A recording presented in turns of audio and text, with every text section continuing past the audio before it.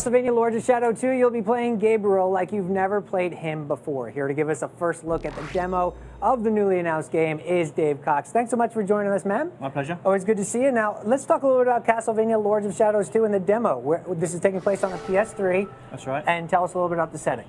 So basically, this game is set in the modern setting, but we take the player back right to the beginning when Dracula is at the height of his powers. And so in the demo, you play Dracula with everything. We give you all the tools and the toys that you're going to find in the game towards the end of the game, but we give them to you at the beginning to let you see, how Dracula plays. Mm-hmm. And as we see here, his castle's under siege. His enemies are come to attack him, and it's up to you to repel them, essentially. Mm-hmm. Now, the original Lords of Shadow was a big departure from traditional Castlevania, but a big success for you guys. A lot of people like this genre and seeing Castlevania in this setting. Yeah. So talk about how this game expands on that experience, because it's throwing a lot at you, especially with the new modern setting. Yeah, absolutely. I mean, we wanted to take Castlevania in a new direction, and we wanted to give it, much more modern feeling. So we decided to make it more of a hack and slash title. People really liked the last game. They really enjoyed the sort of strategic combat. So what we've tried to do in this game is we've beefed up that aspect and tried to build upon that aspect that people really liked. As you can see here, Dracula is doing a sync block. This is one of the sort of key features of the last game that well-seasoned players, who played well, could do.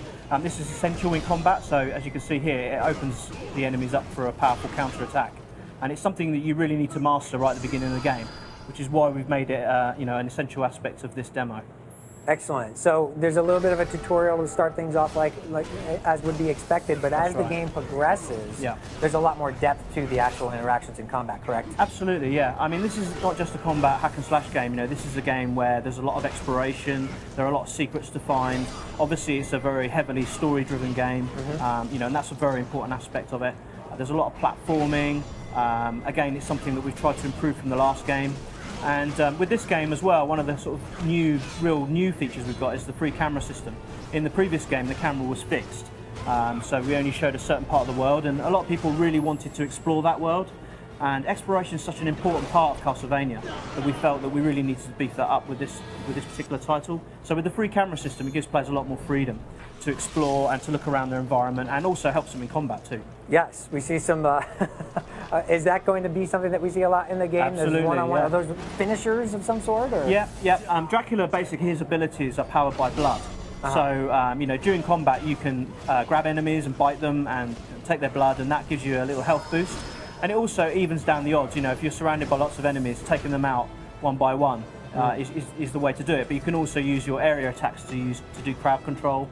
You can grab enemies and then you can finish them off. One of the other new things we've got here is the Void Sword. This is a new weapon that we've introduced, which wasn't in the last game. As you can see here, he's just about to summon it.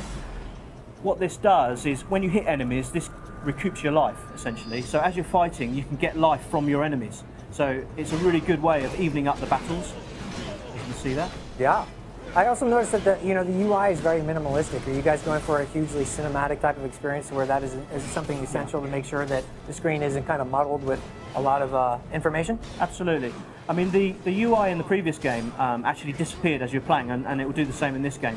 We really want to get rid of the UI so that the epic, grand scale of the world is really, portrayed properly. Right. At the moment in the demo, it doesn't do it all the time, but in the final game, it will do. It'll move away. And quickly, Dave, the setting, the modern setting, why was that important for Castlevania in this particular game? Well, at the end of the last game, we had the epilogue, which showed Dracula 1,000 years in the future, and people really liked that. That really caught everyone's imagination.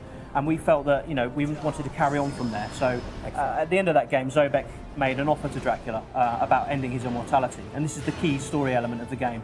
And this is why we wanted to carry on. But we also wanted to show Dracula at the height of his powers. So we'll do a little bit of time travel, if you like. Not real time travel, but you see the castle, you see the old environments, but it also mostly takes part in the future. Castlevania is always a classic, modern times or old. Tell us a little bit about now what we're seeing. We're talking about setting the stage with the combat and a little bit of a tutorial, but this is continuing on. And this is the demo that's on the floor at E3, correct? That's right, yeah. This is the first time we've shown the code playable to the general public.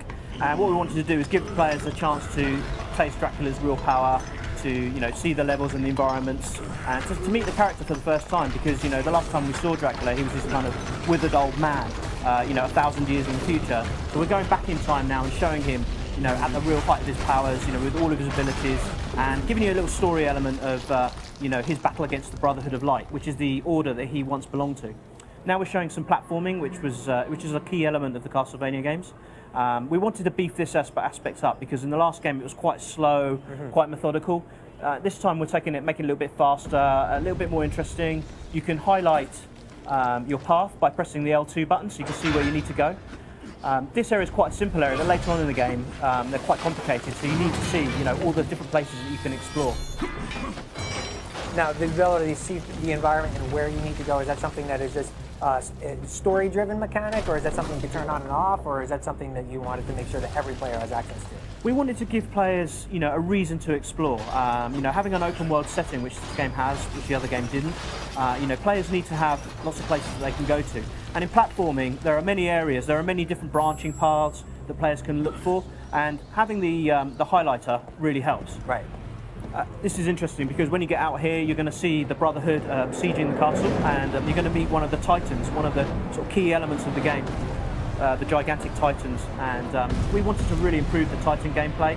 And this time you can fight on Titans, you can move around on Titans, and that's something that you couldn't do in the last game. And you mentioned a few things. Did you get a lot of feedback from the community after the first game about what they wanted? You mentioned the freedom on the camera and some other things about the adventure and traversal systems in the game. Are those derived from direct feedback, or something that you recognized that you wanted to kind of do initially but didn't have the time or resources? It was a bit of both, to be honest. I mean, we knew when we shipped the game that there were some things that were, that could have been improved. We listened to the fan feedback, and when we got the opportunity to do the second game, we took all that feedback, from our own teams and from the fans, and we really worked on the aspects that people wanted to see improved. Such as the combat. That was really an important element, and people wanted it to maintain that strategic element. People wanted to be able to explore the world. They wanted to be able to, go wherever they wanted to, and having an open world environment in a Castlevania game is something that's never been done before. Right. But we think it's really important that players have that choice if they want to explore. Of course, some players, they don't want to do that. Right. Some players, they just want to play from A to Z, find out the story, and you can do that. It is a very heavily story-driven game. But a lot of players, they'll want to go, I just want to go down that alleyway and see what's down there, and then they'll find new areas, new monsters, new secrets to find. And I think that's that's something that Castlevania players expect. He's found a little trouble right here, Dave. Who is he squaring off against? This guy is a Golden Paladin. He's one of the Brotherhood of Light's elite warriors, and obviously you need to use all of your powers and abilities to take this guy down. He's a real challenge.